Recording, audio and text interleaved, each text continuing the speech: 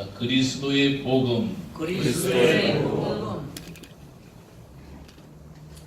오늘 설교는 감칠맛이 안 나는 좀 딱딱하고 소화하기가 어려운 조금 심심한 복음이 될 수가, 설교가 될 수가 있습니다만은 굉장히 중요한 설교니까 여러분들이 귀를 쫑긋 세우고 잘 들어주시면은 우리 초신자들도 그렇고 기존 성도님들도 오늘 말씀을 받아서 복음에 대한 이해를 다시 높이는 시간이 되길 바랍니다.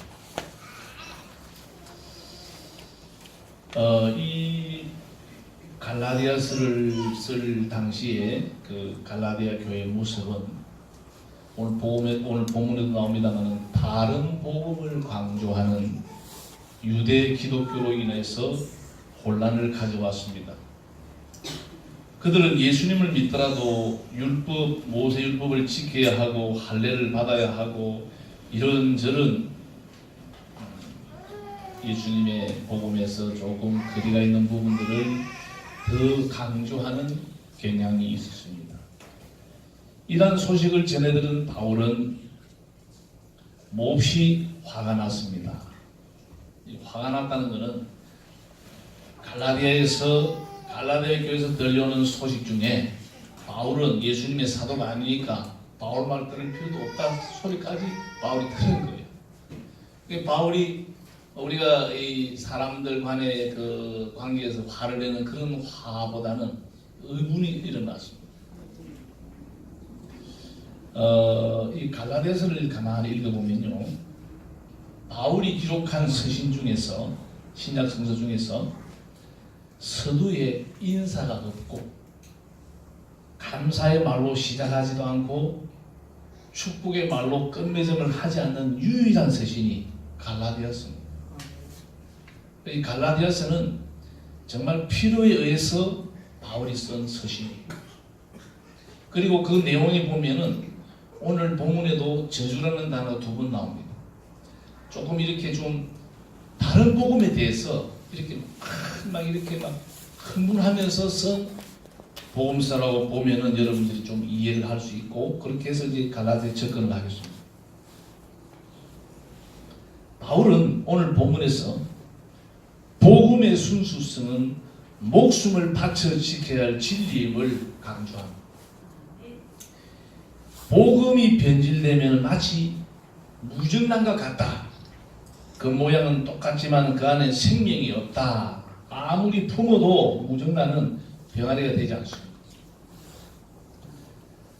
이 갈라디아서는 어느 정도로 훌륭한 복음서라고 일컫냐면은 바울 스스로가 자유의 대헌장이라고 할 정도로 이 갈라디아서는 그야말로 엑기스만을 뽑아낸 복음을 정리한 것이라고 그렇게 평가를 받습니다. 이 말씀을 설교하는 것도 저도 같은 맥락에서 필요에 따라서 오늘 설교를 하게 되는데, 바울이 다메섹 도상에서 부활하신 주님을 만나고 처음 한 3년 동안은 아라비아 사막에서 지냅니다. 그곳에서 무엇을 했는지는 성경에 기록이 되어 있지 않습니다. 모르지만은 아마도 그는 구약 성서를 꿰뚫는 아주 구약의 탁식한 지식을 가진 자가 바울이었습니다. 그래서 구약에 나타난 예수 그리스도와 그의 구속 사역에 대해서 아마 여러 가지 새로운 진리를 깨달았을 것이다. 구약의 율법을 철저히 지키던 사람들로서는 그 율법으로서는 결코 참 자유를 얻지 못하는데, 성령을 깨닫게 하심으로 그리스도께서 주신 구속으로 죄에서, 사망에서, 마귀에서 자유하게 되었다는 것을 이 바울이 깨닫고 그것을 복음서마다 아주 간결하게 기록을 해놨다고 우리는 평가합니다.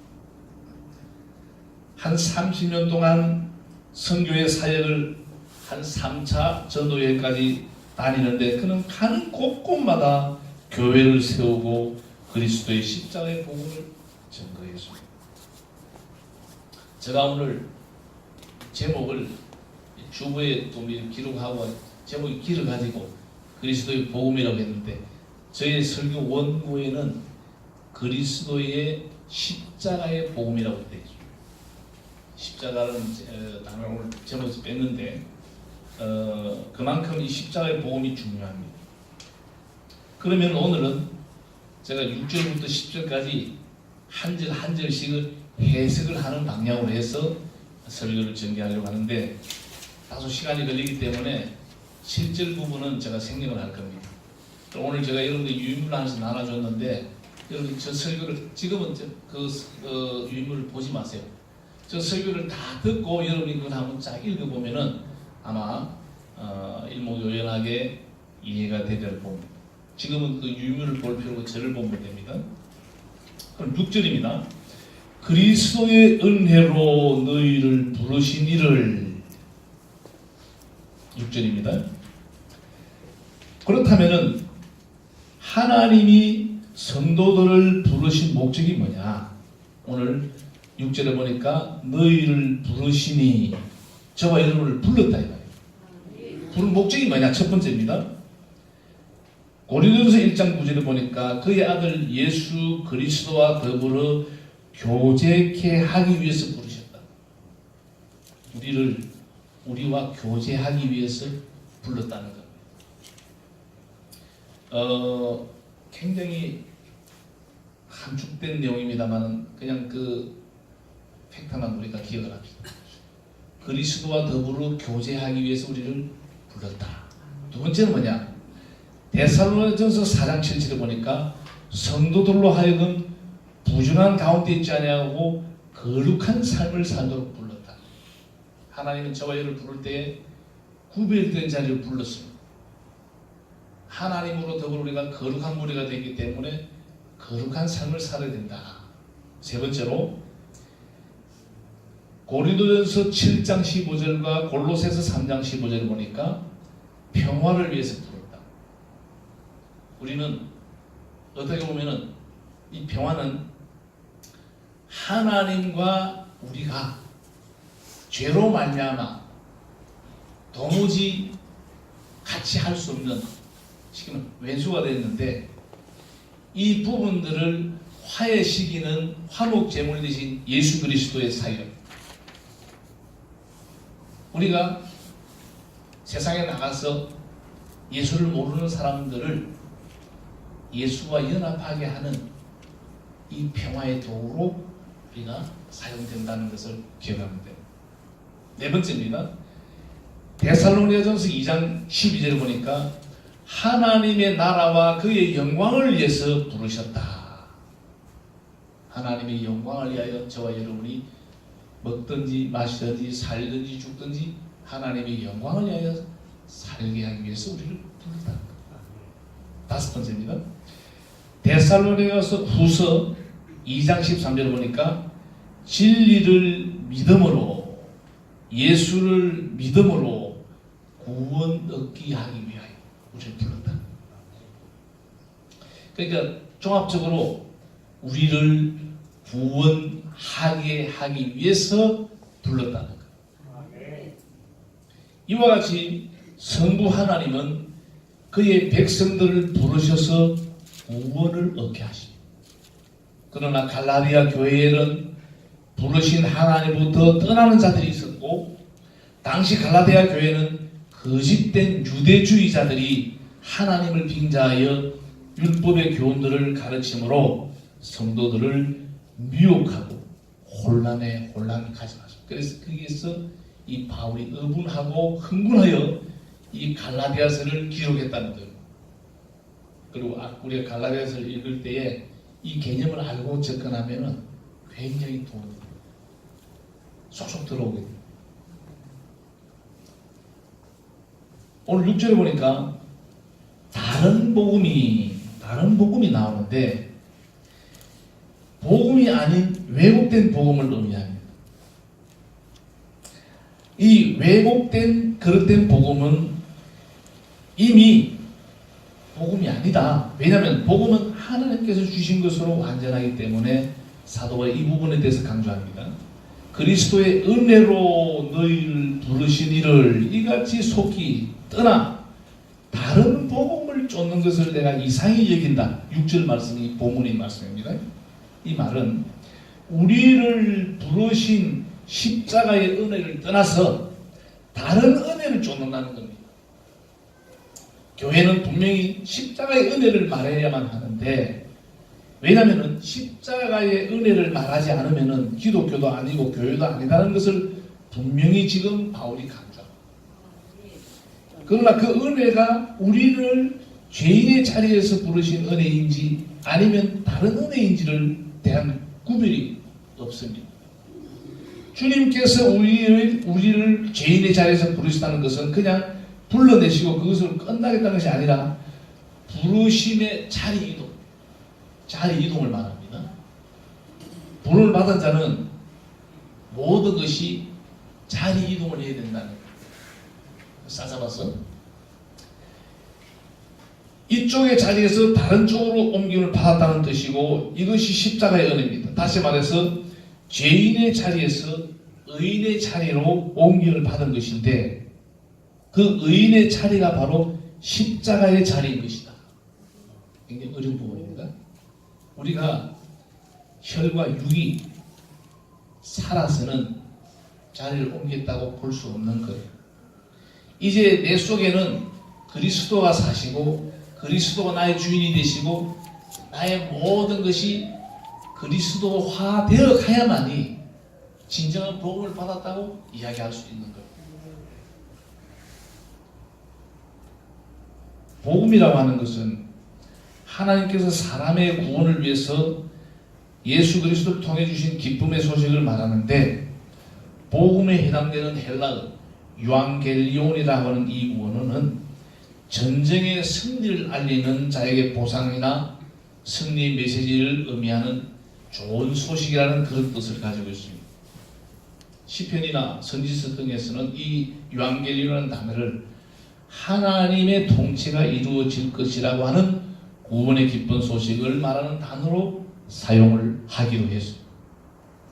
복음은 하나님께서 하나님의 사람들을 통해서 약속하시고 예수 그리스도를 통해서 죄인을 구원하시는 하나님의 소식이 복음인데, 다시 말하면 구약에서 예언된 하나님의 아들 예수 그리스도를 다윗의 혈통에서 나게 하시고 죄인된 우리를 구원하시려고 십자가에 못 박혀 죽게 하시고 다시 부활시킴으로써 예수님을 믿는 모든 사람들에게 구원을 주신다는 사실을 말하고 있습니다.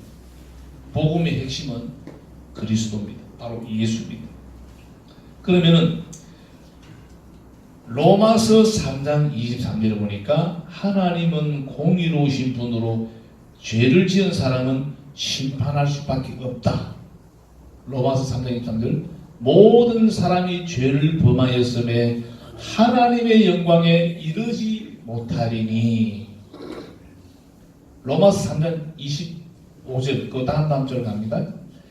이 예수를 하나님이 그의 피로서 믿음으로 말미암은 화목제물로 세우셨으니 이는 하나님께서 길이 참으시는 중에 전에 지은 죄를 광화하심으로 자기의 의로우심을 나타내려 하심이니.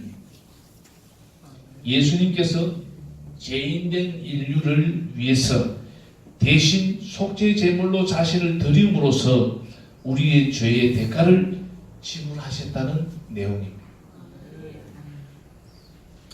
누구든지 죄를 회개하고 예수 그리스도를 믿으면 구원을 주신다는 것, 복음의 핵심. 이것이 우리에게는 기쁜 소식 또는 복음인 것입니다. 그럼 복음이라고 하는 것은 여러 가지로 우리가 개념을 설명할 수 있습니다만은, 복음이라는 것은 그 원액은 예수예요. 예수. 사도행전 로마서 1장 1절 4절 말씀, 성경 말씀이 제일 좋은 거니까 말씀을 제가 읽어드리겠습니까? 복음에 대한 개념을 알고 한번 들어보세요. 예수 그리스도의 종 바울은 사도로 부르심을 받아 하나님의 복음을 위하여 택정함을 입었으니 이 복음은 하나님이 선지자들로 말미암아 그의 아들에 관하여 성경에 미리 약속하신 것이라. 이 아들로 말하면 육신으로는 다윗의 혈통에서 나셨고 성결의 영으로는 죽은 자 가운데서 부활하여 능력으로 하나님의 아들로 인정되셨으니 곧 우리 주 예수 그리스도시니라. 복음은 곧 그리스도 예수시니라는 거예요. 복음이 뭐라고요? 복음은 예수입니다. 복음에 예수가 빠지면은 이거는 아무것도 아니에요. 복음은 첫째 예수입니다. 두 번째는 뭐냐? 하나님의 은혜입니다. 복음은 하나님의 은혜예요. 사도행전 2장 24절 나의 달려갈 길과 주 예수께 받은 사명 곧 하나님의 은혜의 복음 전하는 일을 마치려 하면은 나의 생명을 조금도 귀한 것으로 여기지 아니하노라. 왜 그러냐? 하나님의 은혜를 생각하면은, 하나님이 나를 구속하신 그 은혜를 생각하면은 내가 목숨을 던져서라도 복음을 위해서 산다는 거예요. 진정한 복음을 받은 자는 가슴이 뜨거워지고 이 복음을 전가하지 않으면 안 되는 자리에 간다 이 말이에요. 아멘입니까? 아멘. 복음은 하나님의 의입니다. 로마서 1장 17절에 복음에는 하나님의 의가 나타나서 믿음으로 믿음에 이르게 하나니 기록된 바 오직 의인은 믿음으로 말미암아 살리라 함과 같으니라. 복음은 하나님의 의입니다. 복음은 십자가의 도입니다. 고린도서 1장 17절입니다. 그리스도께서 나를 보내심은 세례를 주게 하심이 아니면 오직 복음을 전하게 하려 하심이니 말의 지혜로 하지 아니하면 그리스도의 십자가가 헛되지 않게 하려 함이라. 복음은 진리의 말씀을 말합니다. 에베소 1장 13절에 그 안에서 너희도 진리의 말씀 곧 너희의 구원의 복음을 듣고 그 안에서 또한 믿어 약속의 성령으로 인치심을 받았으니. 여러분 복음은 많은 의미를 가지고 있습니다. 그 복음의 팩타는 예수인데 하나님의 은혜 또 하나님의 의 십자가의 도 진리의 말씀 예수님의 부활 주의 말씀 전도자 이런 모든 것들이 복음을 말합니다. 이 복음의 힘은 구원하시는 능력이 있어요. 로마서 1장 16절입니다. 내가 복음을 부끄러워하지 아니하노니 이 복음은 모든 믿는 자에게 구원을 주시는 하나님의 능력이 됨이라. 이 복음의 힘은 우리를 믿음에 이르게 합니다. 로마서 1장 17절에 복음에는 하나님의 의가 나타나서 믿음으로 믿음에 이르게 하나니. 그러니까 이 복음으로 우리가 복음이 나에게 임하게 되면은 하나님에 대한 예수 그리스도에 대한 믿음이 생기게 되는 거예요. 믿음은 자꾸 하나님의 말씀을 듣는 가운데 믿음이 생깁니다.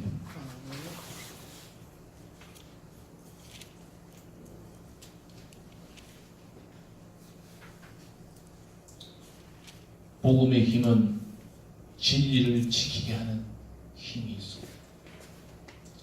갈라디아서 오늘 2장 5절에 우리가 일시라도 복종치 아니하였으니 이는 복음의 진리로 너희 가운데 항상 있게 하려 함이라. 그러면 바울은 이 복음을 어떻게 설명하고 있는가? 사도행전 16장 10절에 복음을 전하라고 말하고 있습니다. 복음을 자기만 간직하라고 이야기하지 아니하고 이 복음을 전거해라. 전해야 된다. 자, 여러분 예를 하나 드리겠습니다. 예입니다. 이 성경에 없는 이야기예요. 내가 죽을 병에 걸린 거예요. 그런데 누가 이야기해 줍니다. 저 어디 도시에 저 산골짜기에 가면은 기인이 하나 있는데 아주 훌륭한 선생이 하나 있는데 그 선생이 주는 약만 뭐 낫는다 그러더라. 살기 위해서는 그 선생을 찾아갔습니다. 찾아가서 선생님이 이상한 약을 막 똘똘똘똘 말아가지고 매달 주면서 이거 먹으면 낫는다. 먹고 나았습니다. 먹고 나았습니까? 안 나았습니까? 나았다 이 말입니다. 그러면은 내하고 똑같은 병이 걸려서 죽어가는 사람이 있는데 그 선생을 소개해야 됩니까? 안 해야 됩니까? 물어봅시다. 내가 그 선생이 주는 약을 먹고 나았는데 내하고 똑같이 죽을 병에 걸리가 있는 사람이 있으면 그 선생을 소개해야 됩니까? 안 해야 됩니까? 해야 합니다. 해야지. 왜? 그 사람도 선생 약을 먹으면 나으니까. 아멘. 내가 그리스도를 인하여 구원의 백성이 됐다. 천국 백성이 되었습니다. 그러면은 예수를 모르는 사람들에게 예수를 증거해서 천국 백성을 만들어야 됩니까? 안 만들어야 됩니까? 만들어야 똑같은 원리예요. 이게 복음입니다. 복음은 내가 간직하고 그냥 순간 오는 게 아니고 이 복음을 모르는 사람들에게 어떻게 된다? 전해야 된다. 바울은 이 복음을 가장 강조하는 포인트가 그냥 전해라는 거예요. 복음을 전하라. 좋게 말하면 예수를 자랑해라. 예수만이 길이요, 예수만이 진리요, 예수만이 생명입니다라고 증거하는 겁니다. 진정한 복음을 받은 자는 증거하지 않을 수가 없다.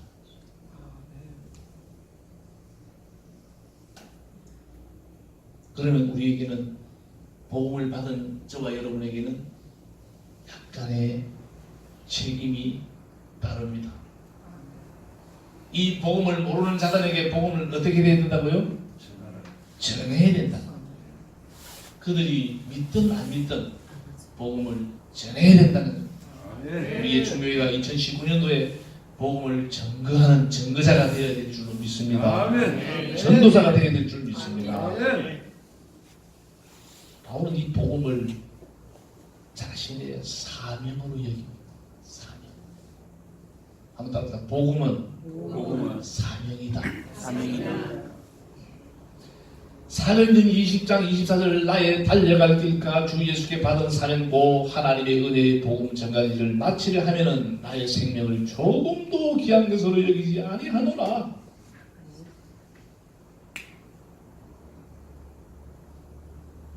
바울은 복음을 부끄러워하지 말라고 합니다. 로마서 1장 16절 내가 복음을 부끄러워하지 아니하노니 이 복음은 모든 믿는 자에게 구원을 주시는 하나님의 능력이 됨이라. 복음을 부끄러워하지 마라. 바울의 권면입니다. 여러분 예수 믿는 거 당당하세요.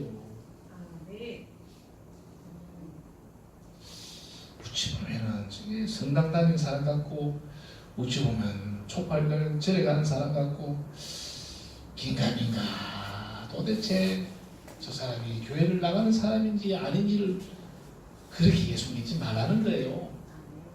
나는 예수 믿는 사람입니다. 당당하게 복음을 부끄러워하지 말아야 된다 이 말입니다. 아멘. 할렐루야. 아멘.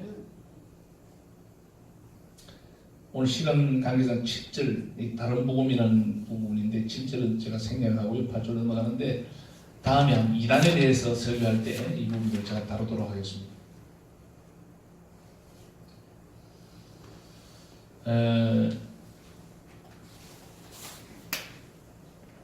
8절로 갑니다. 그러나 우리가 혹 하늘로부터 본 천사라도 우리가 너에게 전한 복음 외에 다른 복음을 전하면은 저주를 받을지어다. 이렇게 기록해놨습니다. 이 말씀은 무슨 말이냐면은 하늘로부터 온 천사라도 유대인들은 일반적으로 천사를 율법의 중보자로 생각을 했기 때문에 특히 이단 사상은 후기 유대교의 이단들에게는 부각이 됩니다. 이 부분들이. 아무튼 바울은 그릇된 사상을 가지고 복음을 왜곡시키려 하는 것은 도무지 용납할 수 있다 없다? 용납할 수 없다는 거예요. 단호하게 설명합니다. 9절에 우리가 전에 말하였거니와 내가 지금 다시 말하노니 만일 누구든지 너희의 받은 것 외에 다른 복음을 전하면 저주를 받는다. 누구든지라는 말이 우리가 주. 다른 복음을 전하면 저주를 받는다. 바울은 2절에 이어서 저주라는 말을 2번 반복합니다. 저주 헬라어를 제가 찾아보니까 아나데마라고 하는 단어를 썼어요. 이거는 우상을 파멸한다는 그런 개념입니다. 네, 하나님 박살 내본다 이 말입니다. 이단 사설에 우리가 놀아나서는 안 돼요. 정신 차려야 돼요.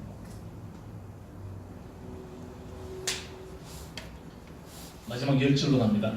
이제 내가 사람들에게 좋게 하랴 하나님께 좋게 하랴 사람들에게 기쁨을 구하랴 내가 지금까지 사람의 기쁨을 구하는 것이었다면 그리스도의 종이 아니니라. 자, 여러분 이제 설교 다 끝나갑니다. 조금만 더 우리가 경청을 합시다.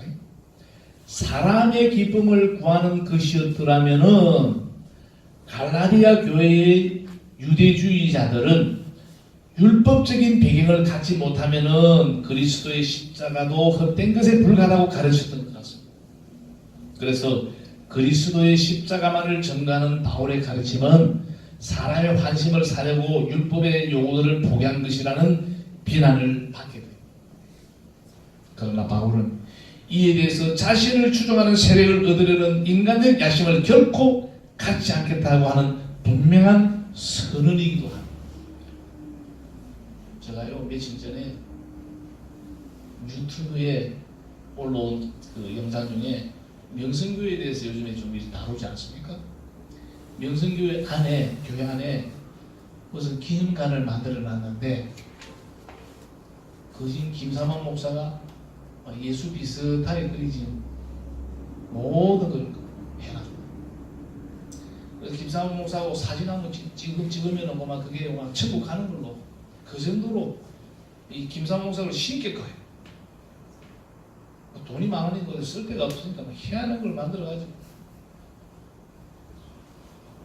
그래서 이게 뭐냐면은 여러분 명성교회가 좀 크면 크지만은 명성교회 목사만 돼도 교인들이 그 교회에서 막 그냥 막 예수님은 좀 저 뒤로 좀 밀어내고 김사만 목사만 그냥 부각하는. 바울은 자기가 자기 꾀에 넘어가지 않기 위해서라도 철저히 사람을 기쁘시게 하는 복음으로 가지 않고 하나님을 기쁘시게 하는 복음으로 진정한 복음으로 나아갔던 자가 바로 바울이다 이 말이에요. 바울의 능력 좀 되면은 아마 또 다른 예수가 되어도 될 것 같아. 그러나 바울은 옳은 복음을 받았기 때문에 그는 진정한 복음을 설파하는 거예요. 바울이 기록한 로마서는 좀 조직 신학의 교과서입니다.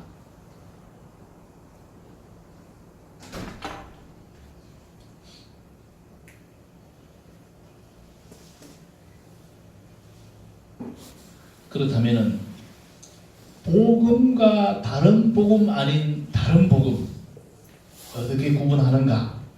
10절에 보니까 이제 내가 사람들에게 좋게 하랴 하나님께 좋게 하랴 사람들에게 기쁨을 구하랴 내가 지금까지 사람의 기쁨을 구하였다면은 그리스도의 종이 아니라고 하는 이 10절 말씀은요 우리가 굉장히 잘 살펴봐야 돼요. 복음과 복음 아닌 것은 사람을 기쁘게 하는 것이냐 하나님을 기쁘게 하는 것이냐로 구분할 수 있다고 말합니다.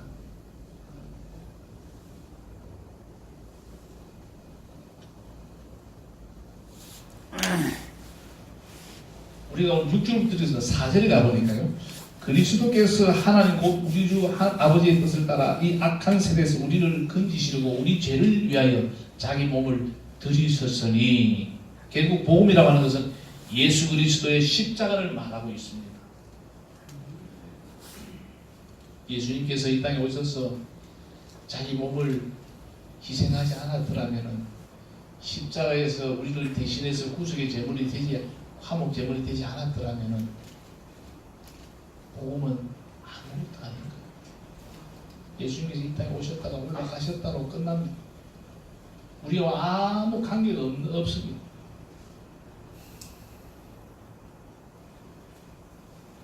흔히 십자가의 은혜는 나를 위해서 죽으신 주님을 상상하는 데서 오는 것으로 생각하지만은 이것은 우리의 착각입니다.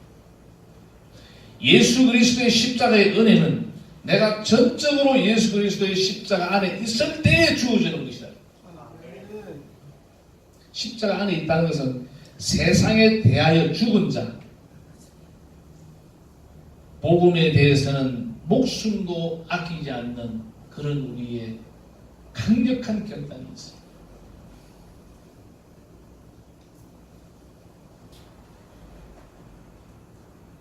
오늘 설교의 포인트이기 때문에 한 번 더 강조합니다. 진정한 복음은 바로 예수 그리스도의 십자가의 은혜. 그가 질포로 우리가 나음을 입었습니다.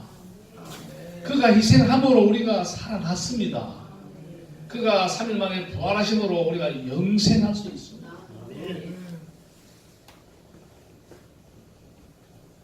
우리가 고린도전서 15장을 부활장이라고 이야기합니다.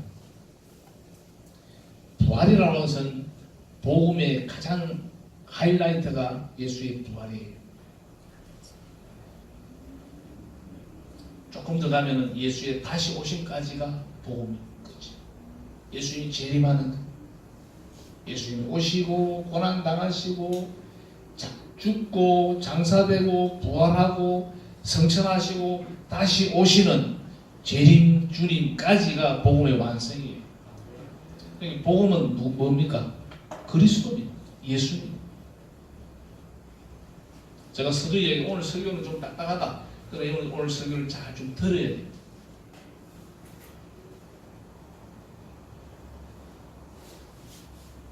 복음을 가장하고 십자가의 은혜를 가장하고 우리에게 다가서는 많은 이단 사슬, 사람을 기쁘게 하고 우리를 붕 띄웁니다. 그게 그냥 우리가 홀가닥 넘어가네. 오직 십자가의 은혜만 담겨있는 복음을 쫓아가는 저와 여러분이 되어야 될 줄 믿습니다. 이제 제가 오늘 설교를 이렇게 압축했는데 이제 여러분들이 제가 나누는 유인물을 이제 설교 끝나고 한번 쭉 읽어보시면은 가닥이 잡힐 거예요.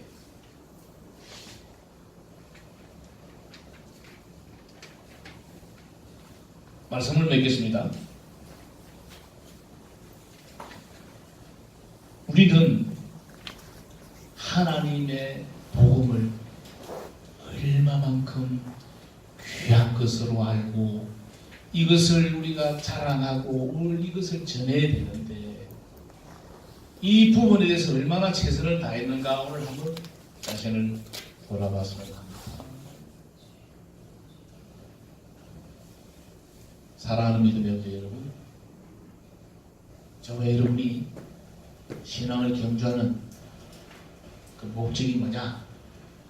내가 알고 내가 은혜 받은 그 분 예수님을 우리가 우리의 생명이 다하는 그날까지 바울이 가는 곳곳마다 교회를 세우고 복음을 전가한 것처럼 예수님을 전가하는 저와 여러분의 삶이 되어질 줄로 믿습니다.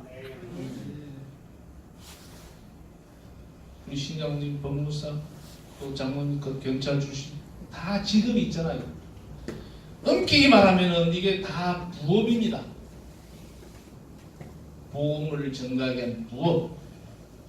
우리의 본업은 뭐냐? 전도자입니다. 예수를 전가하는 것이 우리 본업이에요. 이해가 되겠습니까? 그래서 우리가 어떻게 하든지 이 복음 외에는, 십자가 외에는 바울이 자랑하지 않겠다.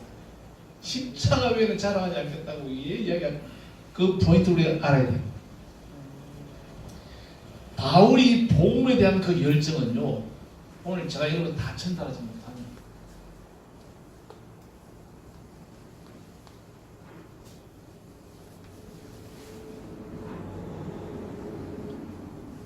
우리는 하나님의 자녀일 뿐만 아니라 하나님의 일꾼입니다.